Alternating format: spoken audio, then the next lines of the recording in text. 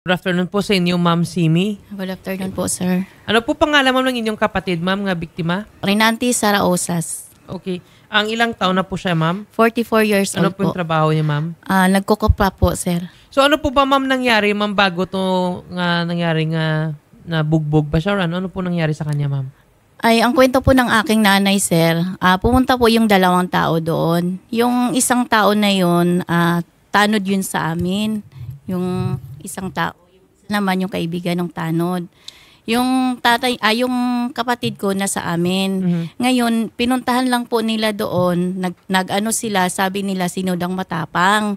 Yung kapatid ko nandoon sa bahay namin, pumunta po talaga sila mismo sa bahay namin. Okay. Sumagot naman yung kapatid ko na ako matapang kasi po yung kapatid ko po, sir, may ano na siya, parang nagkaroon siya ng depression. Okay. Sumagot po siya na siya ang matapang. Doon pa lang daw po sa naglabas na ng baril yung tanod. Okay. Nung paglabas na ng baril ng tanod, nag-agawan na po sila. Hanggang sa nakaladkad po kinaladkad nila yung kapatid ko, naka-4 na putok daw po eh. Yun ang kwento ng aking nanay. Naka-4 na putok. Nung kinaladkad nila kasi pinalo po dito ng yung Perlito Jimenez, yun po yung pumalo sa kapatid ko. Okay. Ng bakal dito sa ulo. Nung nakita na ng nanay ko na nahimatay na yung kapatid ko, kinaladkad nila sa loob ng bahay namin yung kapatid ko.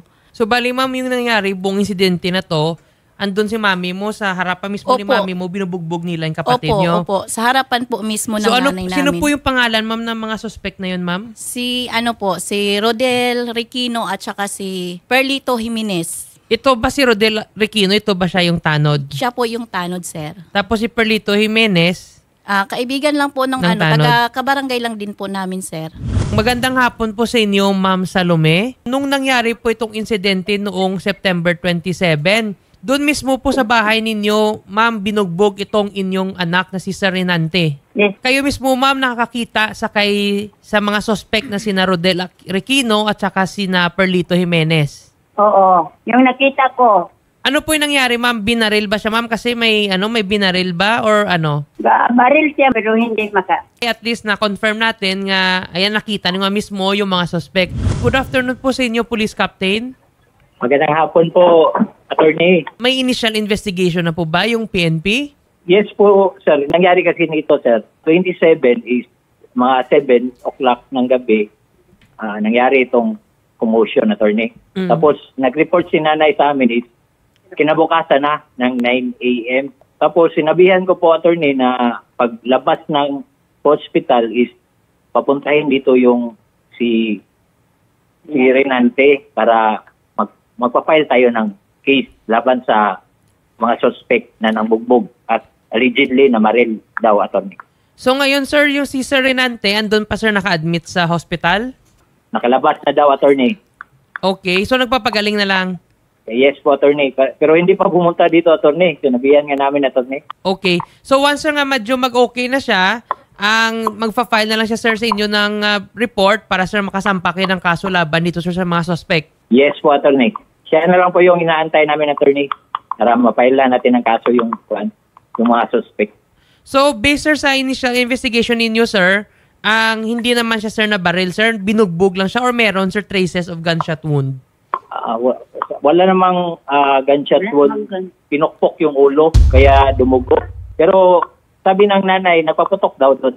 Okay, so may nagpaputok lang. Doon ba, sir, sa sino? Pero i-sure ko lang, attorney, yung hinihingi ko ni nanay yung findings ng doktor kung may tama ba ng gunshot. Pero based sa namin, attorney, initial pukpok lang sa ulo. Ano po ba, sir, yung record, sir, ng victim, sir? Ano po ba yung record yun dyan, sir, sa inyong lugar? Kung ano po ba? May mga previous pa na record o wala naman?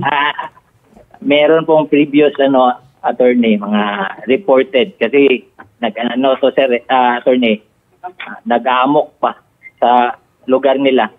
Ito si Renante. I see. Nalagay na dito sa station, attorney. Actually, napasok namin sa loob pero hindi man nag-file ng kaso yung attorney, yung asawa.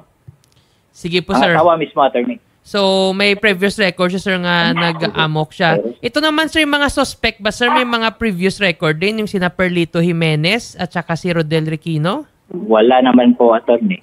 Okay. So Ang hindi far. pa ba, sir, na-imbita, sir, sa presinto, sir, itong mga suspect sa ngayon? Possible, attorney, pag ano nito, attorney, imbitahan namin, attorney, tapos Yes, sir. Siguro, sir. Mas Wala. mabuti siguro, sir, sa at the earliest possible time, sir, may maimbitahan na to, sir, mga suspect bago pa sa, sir, makatakas at para, sir, makandak din kayo, sir, ng investigation kung bakit nila ginawa yon nga ibugbugin, di ba? yes po, attorney. Okay. And then, pakicheck na din, sir, kung yung baril nga ginamit paputok is kung may permit ba kasi baka illegal possession of firearm pa yan na kaso. Yes po, attorney. And then, sir, sa scene of the crime ba doon, sir, di ba, doon mismo nangyari yun sa bahay ni nanay. So, may mga na-recover ba, sir, ng mga slugs of shells? Kasi kung meron, sir, that means, sir, nga, meron nga talagang may pinaputok na baril. And pwede din, sir, Meron daw, attorney, tinago ni nanay. May ano lang sasabihin lang ko, sir, tungkol sa mga pulis. Kasi nung nangyari po yun, wala po talaga silang investigation na nagpunta doon sa pinangyarihan. Okay. Kinabukasan, nag-report yung nanay ko sa kanila, 9:00. Sabi nila, wala na raw sa, ano ba yun, jurisdiction nila or ano ba. Okay. Kasi 24 hours daw po, hindi na pwedeng kailangan nung actual na crime na tinawagan sila agad. Pero totoo naman yun, sir, nung nangyari yung ano na yun, pangyayari na yun, wala po talaga nakapag-report sa kanila. Kaya wala po talagang report sa kanila. Pero kinabukasan, sir, ang concern lang namin, dapat nagpunta sila kinabukasan din. Yes, oo. Nag-investiga sila, sir, ba? Pero wala po talaga silang investigation na nangyari na nagpunta doon sa amin. Okay. Sir Ruther, bakit po, sir, nung nag-report, sir, si nanay dyan sa inyo, sir, nga may nangyari, sir, na krimen, bakit, sir, hindi kayo, sir, nag-agad-agad, sir, pumunta at saka inimbestigahan mismo yung lugar doon? Ganito kasi yan, attorney. Sinabihan ko si Kuan na saan yung anak niya para mag-file tayo ng case. Kasi kinabukasan, attorney, hindi natin pwede mahuli yung Kuan, attorney, yung suspect. Kaya sinabihan ko si nanay, papuntahin agad para ma-file natin ng Naintindihan naman namin, sir, nga hindi nyo agad mahuli yung suspect kasi hindi na siya ang caught red-handed. However, sir, since nga yung victima, sir, si Sir Renante, syempre bugbog na bugbog siya. Paano siya makapunta dun sa presinto? Kasi nga nagpapagaling pa. Syempre hindi kaya ng body niya. So it's highly impossible for him na pupunta agad sa presinto. Yung kakabugbog lang sa kanya, syempre wala pa siyang energy or baka nga unconscious siya. Kaya nga lumapit yung nanay para i-report sa inyo. Besides, sir, a crime of ang serious physical injury or mga ganyan, sir, it's a public crime. Any concerned citizen, sir, can report. Hindi kailangan, sir, na yung biktima mismo yung lalapit. Any concerned citizen, even a witness, such as si nanay, nung ni-report niya sa inyo, sir, that's valid already, sir, that you will conduct your investigation. Hindi na kailangan actually hintayin pa si Sir Renante.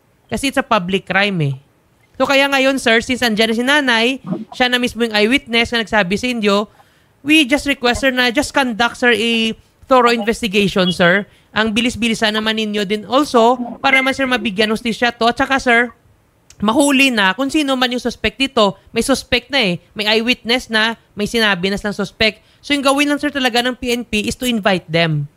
Now, if there's probable cause, then you may request a warrant of arrest from the court para ma-aresto na sila. Diba? I mean, you have all the legal remedies at your hands. Kaya, sir, ang request ng sir ng Wanted sa radyo, na pakitulungan na lang, sir, pamilya ni Sir Renante, pati si nanay na din, para makamit yung hustisya, sir. Okay po yan, sir? Yes po, sir. Yes po, sir. Sige po. Ang Agad-agad, sir. papamonitor po ng team ng Wanted sa radyo, sa papasamahan po si ma'am, tsaka magpapadala ng reporter doon para, sir, mag-assist dyan para mapabilis, sir, yung kaso din sa pag-monitor. Yes po, sir. Sige po. Yes, Maraming po, sir. salamat sa inyo, Police Captain Ruther and Ma'am Salome. Maraming salamat din sa tiwala na binigay nyo dito sa kay Senator Idol Raffy Tulfo. Tutulungan po kayo, ma'am, ng Wanted sa radyo para makamit yung hustisya, mapabilis po yung process, ma'am, na mahuli na to yung mga suspect at saka masampan sila ng kaso, ma'am. Oh. Ma'am Simi, maraming salamat din Thank you po, ma'am. po. Thank you po, attorney. Sige po.